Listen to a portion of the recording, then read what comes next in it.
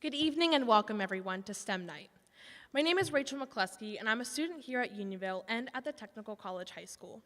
I have the amazing opportunity to spend half my day at a vocational school learning and building my skills to prepare myself to do what I want for the rest of my life.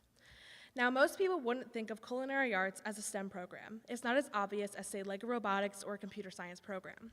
However, science, technology, engineering, and math are all essential to the food service field. Being in a STEM program allows me to be innovative and creative by using my knowledge of chemistry and a balanced recipe to create something out of the box. It also allows me to make a difference not only in the vast STEM community, but in other students and possibly give them the confidence that a program like this gave me.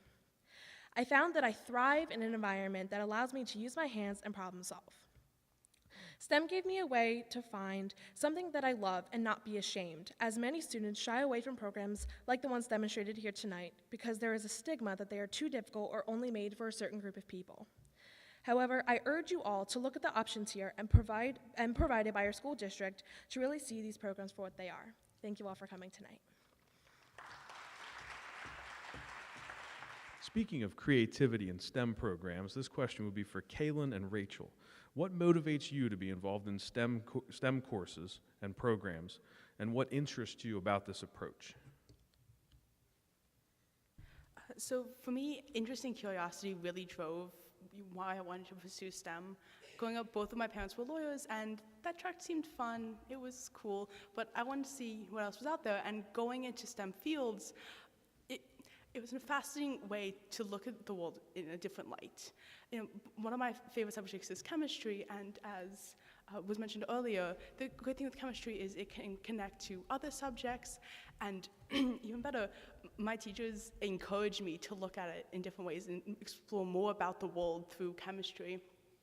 And even just this past week in my independent study, I was learning about Schrodinger's wave equation, and my teacher saw that I wanted to learn more about it, so he took his college PChem book and handed it to me and pointed me at the chapter and said, "Here, go ahead."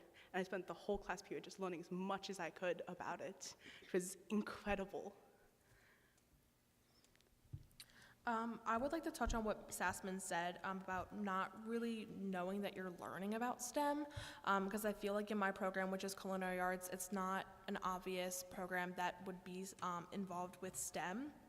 And it actually took me about 2 years to realize that I was learning as much as I was about science and math, and especially technology and engineering. And the one example that I always use is in the culinary field. Think about when you go to Starbucks and you get one of the pastries, like say a chocolate croissant. They are made, then frozen, then reheated again, and you have to make sure that they taste good. And I think that's the main part of the technology and the science behind everything, is making sure that something can taste good while being safely transported through all these different steps. And I think that like I said, you don't really know that you're learning, especially at TCHS.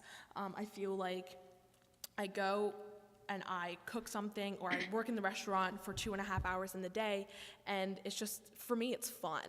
And for me, it's what I love to do and what I want to do for the rest of my life. So I don't think it's something that you have to force into people, and I think it's just something that comes naturally.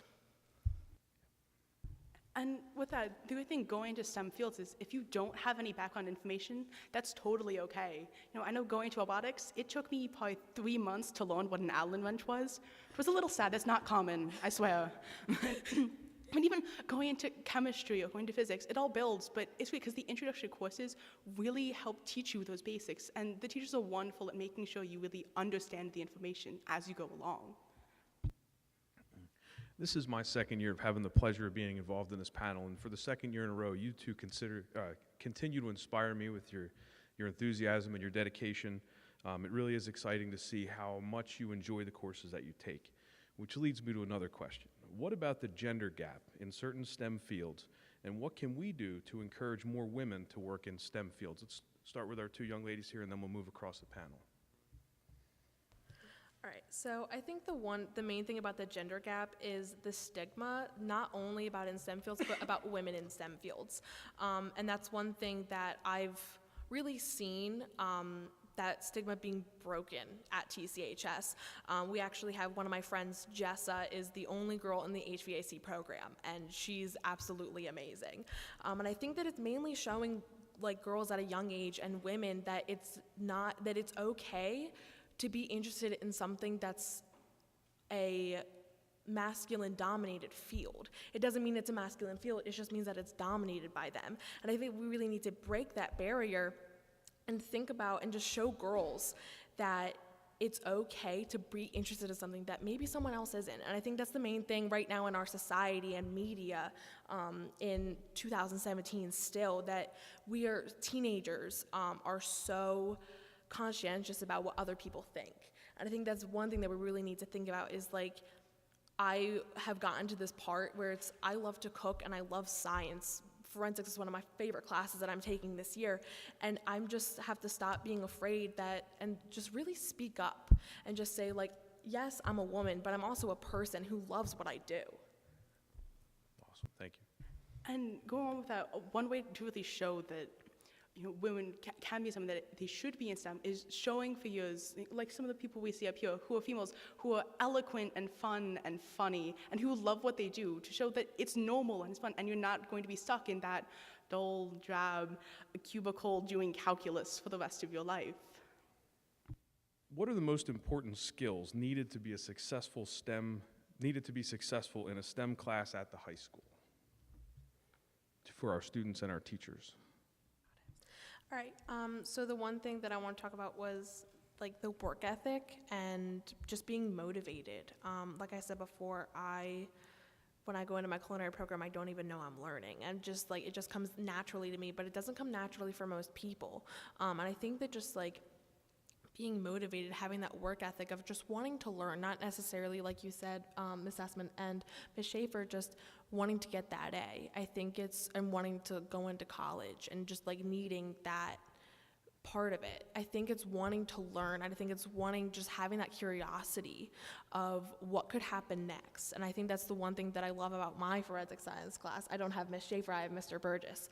But I love about my forensic science class is that it's just one new thing after another, and you never know what's coming next. And I think that's really exciting, just the curiosity of it all. And I think that's really important for students. I completely agree. I've noticed as I progressed through my courses, when I got into those high-level AP courses, the kids that were taking those courses were the ones that actually really loved science. They were the ones that were willing to delve further in and not just try to get the A, but try to really understand it, because they knew it was going to help them. And I found those were the kids that really excelled in those courses, the ones that did go on Wikipedia, and looked up equations and understand how people got them, or the kids that saw something about electrons and wanted to learn how that helps with quarks, whatever they're doing.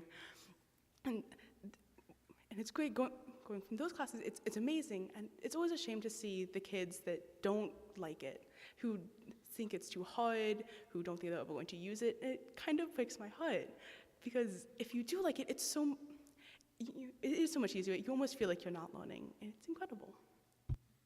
And for Caitlin and for could you please tell us one exciting area in STEM field is robotics? What exciting and innovative things are happening with robotics with students today? Well, probably the most exciting thing is this increasing availability of technology and education in robotics, whether you're learning on your own and building your own parts, which I know some students here are doing, or you're part of a team like I am. There's amazing access to technology that there wasn't when, say, my dad was a kid. Growing up, he told me he built bridges with his team, and they would crush them.